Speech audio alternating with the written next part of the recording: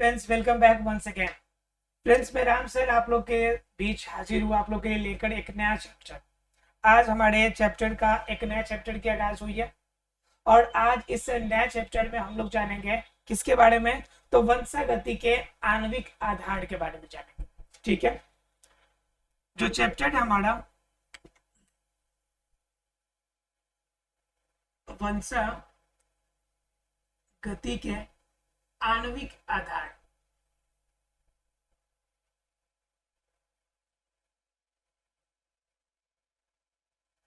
वंशागति के आणविक आधार के बारे में हम लोग जानने की कोशिश करेंगे। ठीक है, तो आणविक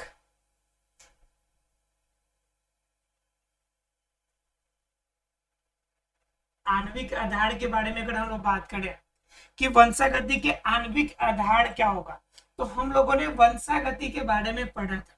तो वंशागति तो हमने बताया था आपको कि वैसे गुण जो पूर्वजों से मिले, जो गुण कहां से मिले, पूर्वजों से मिले, या सीधे शब्दों में कहे जो क्वालिटी एक पीढ़ी से निकलकर दूसरे पीढ़ी तक जाए।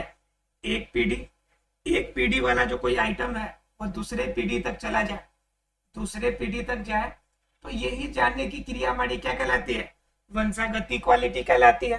अर्थात क्या यही हमारा अनुवांशिक गुण भी कहलाता है। तो इनको ले जाने में जो चीजों की जरूरत पड़ती है, तो इनको ले जाने के लिए किसकी जरूरत पड़ती है, इनकी ले जाने के लिए क्रोमोसोम की जरूरत पड़ती है। अर्थात कि गुण सूत्र ही तो हमारे गुण लेके जाते हैं। वास्तव में कहता है कि गुण सूत्र के अंदर क्या है जो लेके जाता है, ये कहता है, हम लोग कह देते हैं कि वंशागति के अंदर जो एक पीढ़ी से दूसरे पीढ़ी में आपका गुण को लेके जाएगा उसे क्रोमोसोम कहते हैं। तो कहता है भाई क्रोमोसोम लेके जाएगा, तो क्रोमोसोम के अंदर ऐसा क्या जो लेके जाएगा, तो कहते हैं हम लोग कि भाई जीन लेके जाएगा। फिर कहते हैं कि अच्छा जीन है, सॉरी कहते हैं कि डीएनए लेके जाएगा। क्या लेके जाएगा, डीएनए लेके जाएगा। तो यह जो डीएनए है वास्तव में, तो कहता है कि ये डीएनए किन चीजों से बना हुआ है, तब हम लोग कहते हैं कि जीन और बहुत सारे न्यूक्लियोटाइड न्यूक्लिक अम्ल से मिलकर बना हुआ है। ठीक है, तो यही जो डीएनए और जीन है आपके, ये आपके क्या हो गए, इनके आणविक आधार हो। डीएनए क्या हो गया, इनकी आणविक आधार, ये बेस हो गए, जिनसे क्या होता है कि यह तैयार होता है। वास्तव में क्या होता है कि इनके पास क्या होती है कि बहुत सारे एक ही तरह के, ध्यान दीजिएगा, एक ही प्रकार के अणुओं को संश्लेषित करने की क्षमता होती है।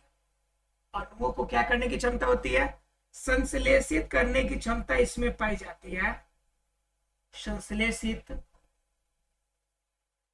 करने की क्षमता पाई जाती है, किसमें पाई जाती है भाई, पाई जाती है, ये कहां पाई जाती है, तो न्यूक्लिक अम्ल, सॉरी क्या कहते हैं इसे, न्यूक्लियाई में, मतलब कि केंद्रक के अंदर। इस वजह से यह जो आइटम जो बना हुआ है, जिनके अंदर ये क्या पाई जाएंगी, यह आपका अणुओं को संश्लेषित करने की, इकट्ठा करने की जो क्षमता पाई जाएगी। तो इन क्षमता के कारण केंद्रक के अंदर पाए जाने वाला जो डीएनए है, इसको हम लोग न्यूक्लिक एसिड के भी नाम से जानते हैं। किस नाम से जानते हैं, न्यूक्लिक एसिड। ठीक है, न्यूक्लिक का मतलब क्या, ऐसा जो एसिड जो आपका न्यूक्लिक के अंदर होगा, न्यूक्लिक के अंदर, न्यूक्लियाई के अंदर होगा। तो न्यूक्लियाई का मतलब क्या, न्यूक्लियस का मतलब क्या, केंद्रक। एक होता है न्यूक्लियस, एक होता है न्यूक्लियोलस, एक होता है केंद्रक और एक होता है केंद्रिका, केंद्रक के अंदर का वाला पार्ट। ठीक है, तो यह केंद्र के अंदर पाया जाने वाला वो आइटम जिनके वजह से अणुओं को एक साथ ज्यादा संश्लेषित करके एक बड़े से चेयर बनाने की क्षमता हो, तो उसे हम लोग किस नाम से जानते हैं, न्यूक्लिक अम्ल के नाम से जानते हैं। तो अब न्यूक्लिक एसिड की अगर बात की जाए, तो न्यूक्लिक एसिड के अंदर दोनों चीजें पाई जाएंगी। न्यूक्लिक एसिड के अंदर क्या पाया जाएगा, मुख्य रूप से ये डीएनए का ही तो खंड है आपका, ये न्यूक्लिक एसिड। तो इसको सबसे पहले इनके बारे में क्या पाया जाएगा और किस रूप में इनकी संरचना तैयार होगी, इनके लिए सबसे पहले जिन्होंने चर्चा किया उस वैज्ञानिक का नाम था मेसर। क्या नाम था उनका, मेसर, फ्रेडरिक मेसर। और इन्होंने सबसे पहले क्या कहा था कि जो डीएनए था, डीएनए को डीएनए इन्होंने नहीं कहा था, डीएनए का नाम रखा था न्यूक्लियर। इसने डीएनए का क्या नाम रखा था? न्यूक्लियर। न्यूक्लियन जो है किसका नाम रखा था इन्होंने? डीएनए का नाम इन्होंने रखा था। डीएनए का नाम क्या रखा था? न्यूक्लियन, अर्थात कि न्यूक्लियन इन्होंने डीएनए का नाम रखा था। किसने? फ्रेडरिक मेसर ने सबसे पहली बार न्यूक्लियन इसका नामकरण किया, और इसका मतलब इसी को आगे चल के हम लोगों ने किस नाम से जाना? डीएनए के नाम से जाना। तो वास्तव में कहा जाता है कि डीएनए हमारा क्या है? अनुवांशिक पदार्थ है। यही हमारे गुणों को लेके जाएगा। इन्हीं की वजह से हमें क्या मिली है? अपने माता पिता की क्वालिटी हमें मिली है, और हमारे नेक्स्ट जनरेशन में हमारी क्वालिटी हमारे बच्चे को मिल रही है, फिर उनके नेक्स्ट जनरेशन को उनकी क्वालिटी मिलेगी। तो यह जो क्रमिक रूप में आगे बढ़ रहा है, तो यह ले जाने का योगदान किसे जाता है? डीएनए को जाता है। इसलिए डीएनए को क्या कहा जाता है? अनुवांशिक पदार्थ के नाम से भी जानते हैं। डीएनए क्या हमारा? अनुवांशिक पदार्थ, अनुवांशिक पदार्थ। वास्तव में क्या हुआ था कि फ्रेडरिक मेसर ने इसको अनुवांशिक पदार्थ ऐसे ही नाम नहीं दिया था। अनुवांशिक पदार्थ नाम इनको इन्होंने ऐसे इनका नाम नहीं दे दिया था, ठीक है। इनके पीछे बहुत सारे रिसर्च किए थे, और रिसर्च और खोजों के आधार पे इन्होंने न्यूक्लियन को आपका अनुवांशिक पदार्थ के रूपों में लोगों के सामने लाया था। लोगों को विश्वास इनके बातों पर भी थोड़ा कम हुआ था, तो इनकी जांच करने के लिए एक और पागल इनके लिए आया, और उनका नाम था फ्रेडरिक ग्रिफिथ। क्या नाम था उनका? Frederick Griffith. ध्यान रखिएगा, मैं जितने वैज्ञानिकों का नाम ले रहा हूं, ये सभी वैज्ञानिक आपके लिए इंपॉर्टेंट हो जाते हैं एग्जाम के ऑब्जेक्टिव क्वेश्चन के लिए। इसलिए इन वैज्ञानिक का नाम जरूर ध्यान रखिएगा कि किसने किस पे प्रयोग किया है। वो सिर्फ आपके 12th के एग्जाम के लिए नहीं, आगे भी अगर बायोलॉजी का अगर स्कोप किसी भी रूप में रहता है, हालांकि आज के समय में जनरल कंपटीशन में भी देखिएगा तो बायोलॉजी का वेटेज जो होता है वो ज्यादा हो गया। तो इस वजह से अगर आप आगे की लाइफ में भी बेहतर करना चाहते हैं, या फिर नीट वगैरह की अगर प्रिपरेशन का माइंड सेटअप आपने कर रखा है, तो ये सभी आपकी खोज जो होंगे आपके लिए मदद होगा। इसलिए ध्यान रखिएगा, इनके नाम और इनके कार्य जरूर एक मतलब कि नोट्स की तरह अलग करके, या आप जहां पे बनाते हो उसी के साइड में नोट्स के फॉर्म में लिखते चलेंगे, ठीक है। तो कह रहा है आपको फ्रेडरिक ग्रिफिथ आपका क्या किया था कि इन्होंने कहा भाई हम फ्रेडरिक मेसर भाई, हम तुम्हारी बातों को क्यों मान ले कि तुम कह रहा है कि भाई न्यूक्लियन है, अनुवांशिक पदार्थ है, यही लेके जाएगा। कह रहा हम बात नहीं मानते आपका। हम क्या करेंगे? हम जब तक रिसर्च नहीं करेंगे, जब तक हम प्रूव करके चेक नहीं करेंगे, तब तक हम आपके बातों को मानने वाले नहीं है। फ्रेडरिक मेसर ने कहा कि चलो ठीक है भाई, आप प्रयोग करके देख लो। तो फ्रेडरिक ग्रिफिथ ने सबसे पहली बार इन्होंने स्ट्रेप्टोकोकस पे अपना प्रयोग किया। सबसे पहली बार इन्होंने जो प्रयोग किया वो किस पे किया?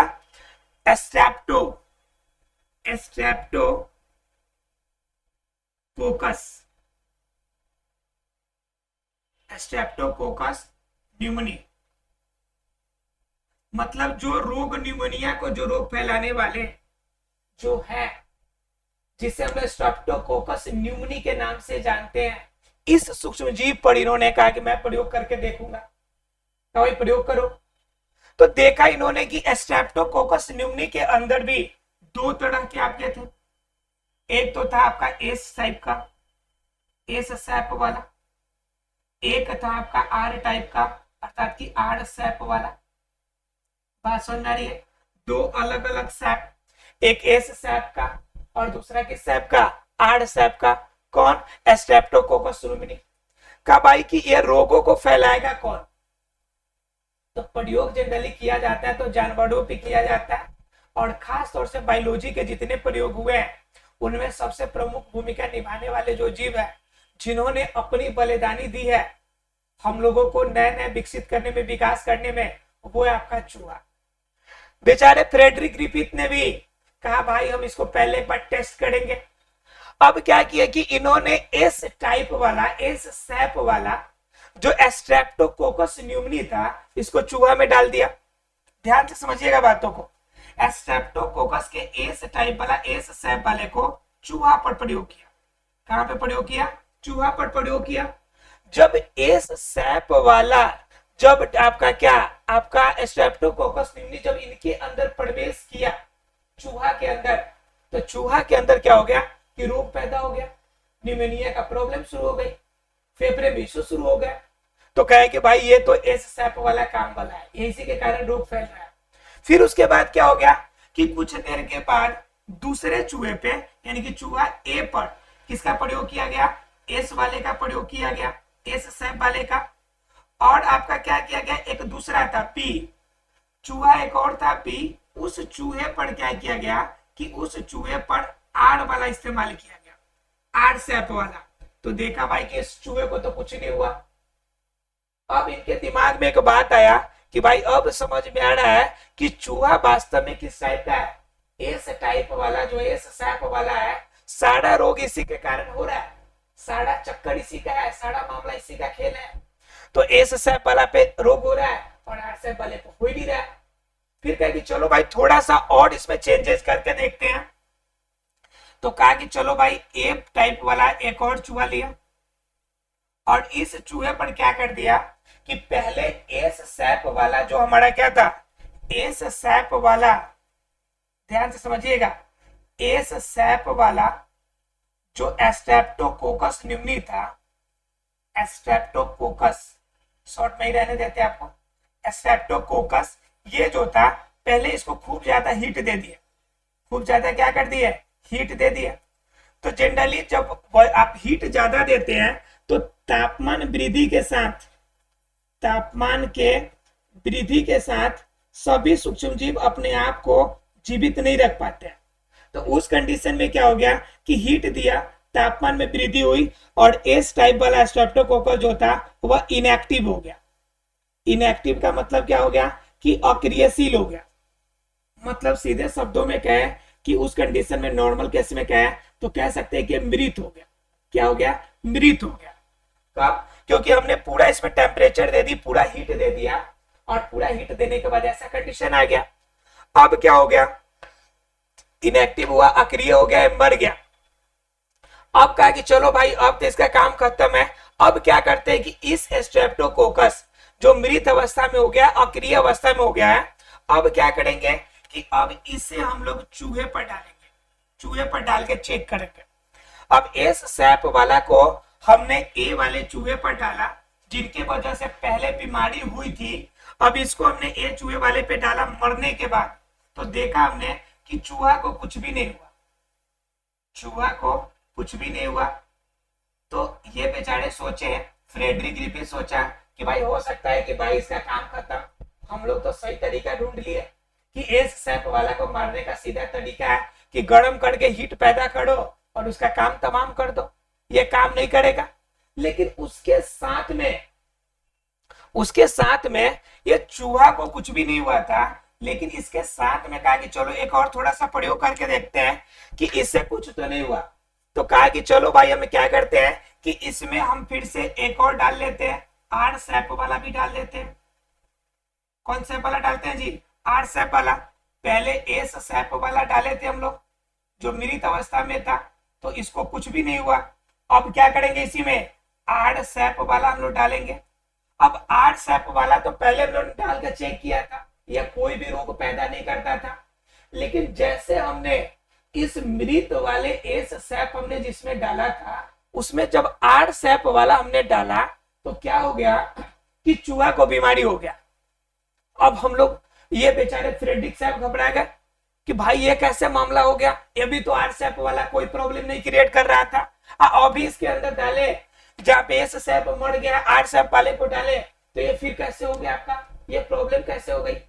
तो दरअसल क्या होता है कि उन्होंने आगे प्रयोग करके कहा कि भाई दरअसल क्या होता है कि एस सैप जो अक्रिय मृत अवस्था में आ गया, इनके अंदर जो बाहरी प्रोटीन आवरण है वह नष्ट हो गई, यह सिर्फ डीएनए बचा हुआ है। और जैसे डीएनए बचा हुआ है, जैसे आर सैप वाला अंदर डाले हम लोग, ये डीएनए क्या कर लिया, यह डीएनए परपोषी के रूप में आर सैप पे आ गया। ध्यान से समझिएगा बातों को। पहले जो एस सैप को हमने मृत अवस्था में डाला था, तो मृत अवस्था में क्या हुआ था कि इनके बाहर जो प्रोटीन का आवरण है, प्रोटीन की जनरली जो जीवाणु होते हैं उनके दो हिस्से होते हैं, एक तो होता है इनका पूंछ नीचे वाला हिस्सा, और एक हिस्सा क्या होता है सिर, यानी कि दो हिस्से होते हैं पूंछ और सिर, और ये दोनों के दोनों किनसे बने होते हैं, प्रोटीन के बने होते हैं। और बीच वाला हिस्सा आपका क्या होता है, जिसमें डीएनए पाया जाता है। अब कंडीशन ये है कि जब हमने इसे मृत अवस्था में क्रिया अवस्था में किया तो पूंछ नष्ट, सिर नष्ट, अर्थात कि सीधा सब जो कि प्रोटीन है नष्ट, लेकिन डीएनए जो था वो मृत अवस्था में नहीं आया था। लेकिन जैसे हमने एस सैप को अंदर डाले है तो कंफर्म है कि इनके अंदर अगर डीएनए नहीं मरा है तो डीएनए अभी अवेलेबल है। डीएनए क्या है इनके अंदर अवेलेबल है, और जब ये डीएनए अवेलेबल है तो यह डीएनए क्या करेगा, जब आर सैप को हम डालेंगे तो आर सैप के पास वो सारे आपका प्रोटीन का आवरण है जिनके वजह से आपका वो फिर से एक्टिव हो सकता है। तो क्या करता है कि यह डीएनए जो है इन पर परपोषी के रूप में आ जाता है। किस रूप में आ जाता है, परपोषी के रूप में आ जाता है। और परपोषी के रूप में आने के बाद फिर एस सैप वाला जो होता है वह एक्टिव हो जाता है, और एस सैप वाले को एक्टिव होने के साथ ही इस चूहे पर भी क्या होती है, बीमारी फिर से शुरू हो जाती है। किस पे शुरू हो जाती है, ए वाले चूहे पर भी बीमारी शुरू हो जाती है। तो इन्होंने कहा भाई ऐसा बात है कि यह जो फ्रेडरिक मेशर ने कहा था यह कोई गलत बात नहीं कहा था, बिल्कुल सही बात किया था। हमने प्रयोग करके देखा और हमने भी ये पाया कि वास्तव में जो कोशिकाओं को ले जाने वाला आपका जो मटेरियल है, जिनकी वजह से आपका एक पीढ़ी से दूसरी पीढ़ी में क्वालिटी जो लेके जा रही है, जो अनुवांशिक पदार्थ का मेन आणविक आधार है वो क्या हमारा डीएनए ही तो है। क्या है, डीएनए इसका आणविक आधार है। क्लियर आप लोगों को। तो इस कंडीशन में हमने क्या कर लिया कि यह कंडीशन पूरी तरह से हम लोगों ने निकाल के देखा फ्रेडरिक ग्रिफिथ के हिसाब से। क्लियर है आप लोग को। फ्रेडरिक ग्रिफिथ एग्जाम में क्वेश्चन आता है कि बताइए कि आपका न्यूक्लिन नामकरण डीएनए को किसने किया था, फ्रेडरिक मेशर ने किया था। कब किया था, तो 1869 में किया था। ध्यान रखिएगा डेट 1869 में हुआ था। फ्रेडरिक मेशर ने न्यूक्लिन नाम कब रखा था आपका 1869 में। किसका नाम रखा था, तो डीएनए का नामकरण किया था। डीएनए को इन्होंने अनुवांशिक पदार्थ का नामकरण दिया था। फ्रेडरिक ग्रिफिथ इसके बाद इन पे रिसर्च करने के लिए कौन आए थे, फ्रेडरिक ग्रिफिथ। और समझिए कि 1869 की घटना है और इस घटना की जांच फ्रेडरिक ग्रिफिथ कब कर रहे हैं, 1928 में। कब कर रहे हैं जी, 1928 में यह इन्होंने प्रयोग किया चूहा पर, और चूहा पर प्रयोग करने के बाद यह साबित इन्होंने किया। क्या साबित किया, यहाँ पे लिख देते हैं कि वास्तव में ऊपर ही लिख देते हैं डीएनए क्या है, अनुवांशिक पदार्थ है, और ये क्या करता है, पदार्थ है जो एक पीढ़ी से दूसरी पीढ़ी तक क्या लेके जाएगा, गुणों को स्थानांतरित करता है। गुणों को क्या करता है, स्थानांतरित करता है। क्लियर है आप लोग को। मतलब क्या, डीएनए क्या एक अनुवांशिक पदार्थ है जो एक पीढ़ी से दूसरी पीढ़ी तक क्या करेगा, गुणों को स्थानांतरित करेगा। मतलब लेके जाने का काम किसका होगा, ये काम होगा डीएनए का होगा। क्लियर है। ये किसने प्रूव कर लिया, फ्रेडरिक ग्रिफिथ ने प्रूव कर लिया। ठीक है। उसके बाद क्या हुआ कि इन बातों पर विश्वास नहीं हुआ। उसके बाद भी 2 और वैज्ञानिक आ गए जिनका नाम था, एक को ओटी और एक का नाम सीएम था। एक का नाम था ओटी और एक का नाम था सीएम। सीएम मैकार्थी इनका नाम था और ओटी एवेरी इसका नाम था। ठीक है, एवेरी। तो ये दोनों वैज्ञानिक हुए। अब इन दोनों वैज्ञानिकों को क्या हुआ, कहा जाता है कि जब साइंस ऐसा चीज है जो किसी पर भी भरोसा करने वाली बात नहीं होती है। ठीक है, किसी पर भी बात के भरोसा नहीं करता, तो उस कंडीशन में ओटी एवेरी और सीएम का मैकार्थी जो था, इन्होंने क्या किया, इनके प्रयोगों को थोड़ा सा और आगे बढ़ाया और इन्होंने भी कुछ प्रयोग किए और प्रयोग के आधार पे कहा कि वास्तव में जो आपका क्या होगा कि एक कोशिका जो होगी, एक जो आपके सूक्ष्म जीव होंगे, जो विषाणु होंगे या जो जीवाणु होंगे, जो दूसरी कोशिका को अपना आधार बनाकर दूसरों में रोगों को फैलाएगा, वह आपका मेन आधार उसका क्या होगा, उसका मेन आधार सिर्फ डीएनए होगा। उसका मेन आधार क्या होगा, डीएनए होगा। इन्हीं के आधार पर इन्होंने बताया था जीवाणु भोजी के बारे में। किसके बारे में बताया था, जीवाणु भोजी के बारे में। तो जीवाणु भोजी किसे कहते हैं, जब क्या करते हैं कि कोई विषाणु किसी जीवाणु पर अटैक करे, विषाणु किस पर अटैक करे, जीवाणु पर अटैक करते हैं। जीवाणु पर जब अटैक करेगा मतलब क्या, जीवाणु को नुकसान पहुंचाने के लिए जब उस पर अटैक करेगा तो उससे हम लोग क्या कहते हैं, जीवाणु भोजी के नाम से जानते हैं। चलिए थोड़ा सा और डिटेल में मैं बताता हूँ, थोड़ा मिटा लूं आप लोग को। ये क्लियर है आप लोग का स्ट्रेप्टोकोकस न्यूमोनिया का केस और साथ में चूहे पे आपका ये प्रयोग क्लियर है। चलिए देखिए अगर क्लियर है तो इनके प्रयोग के बारे में थोड़ा सा चर्चा करते हैं हम लोग।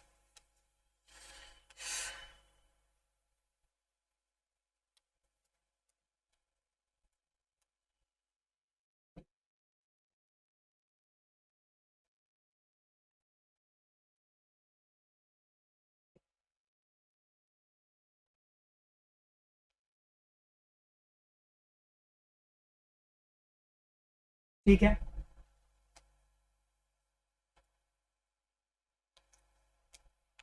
इन्होंने कहा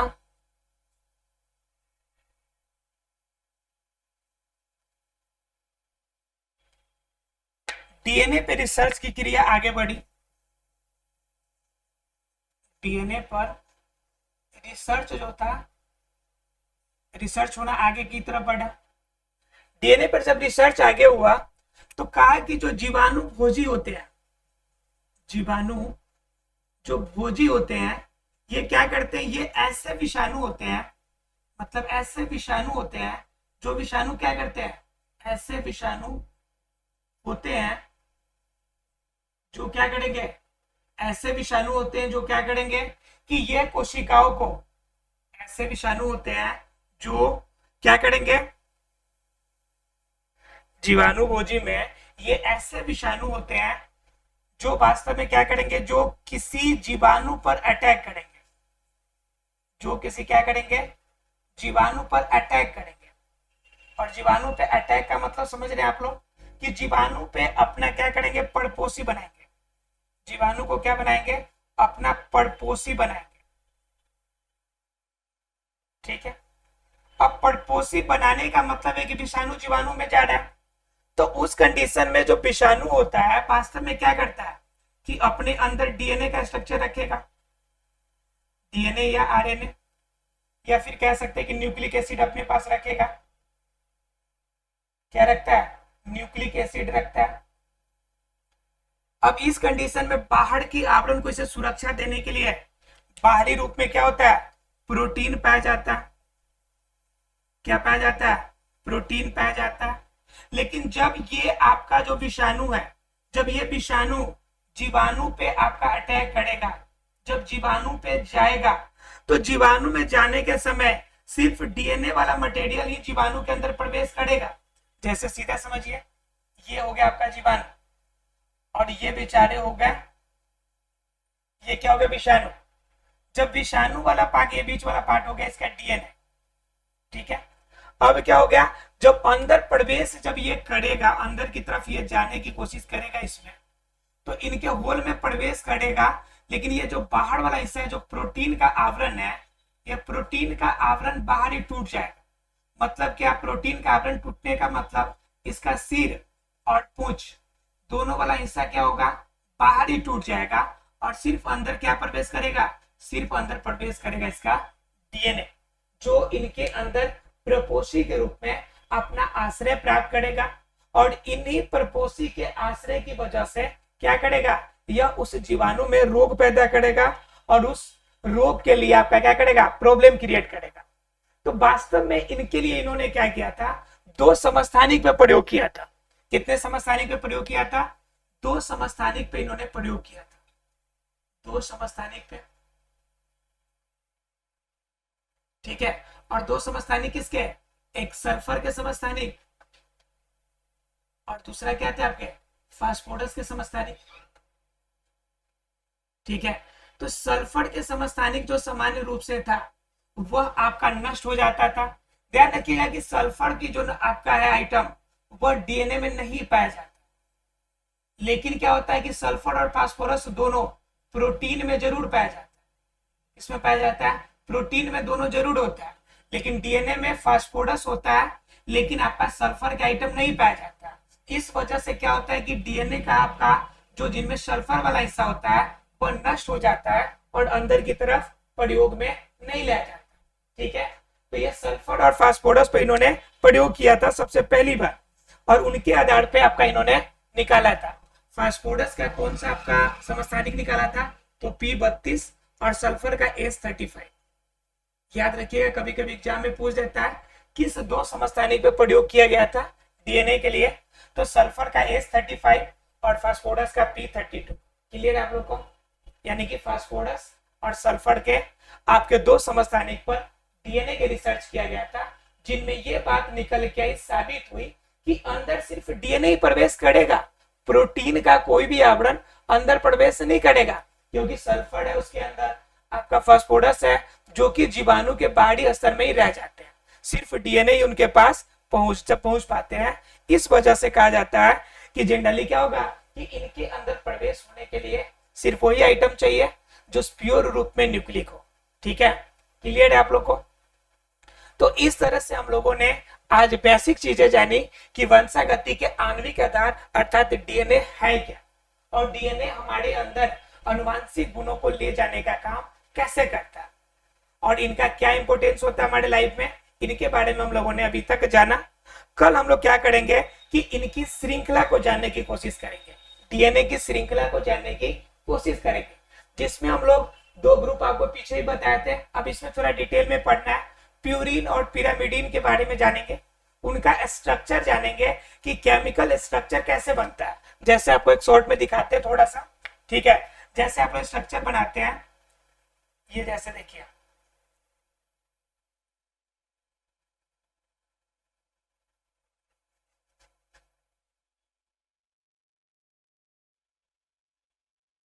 ठीक है, इस तरह के स्ट्रक्चर हम लोग जानेंगे और देखने की कोशिश करेंगे किस रूप में ये रिएक्शन करता है, और पिरामिडिन और आपके जो आपका प्यूरिन है उनके अंदर स्ट्रक्चर कैसे होते हैं। चार स्ट्रक्चर मैंने आपको बताया था, एडेनिन, गुआनिन, साइटोसिन और थाइमिन। यहाँ पे एक और आपको देखने को मिलेगा जो आरएनए के अंदर पाया जाता है, और थाइमिन के बदले में उसका इस्तेमाल किया जाता है, जिससे हम लोग यूरेसिल के नाम से जानते हैं, ठीक है। तो इन सभी की चर्चा हम लोग अगले क्लास में करेंगे। आशा फ्रेंड्स डीएनए का बेसिक स्ट्रक्चर आणविक आधार क्यों माना जाता है, ये कॉन्सेप्ट आपको क्लियर हो गया होगा। मिलते हैं अगले क्लास में, तब तक के लिए thank you very much friends.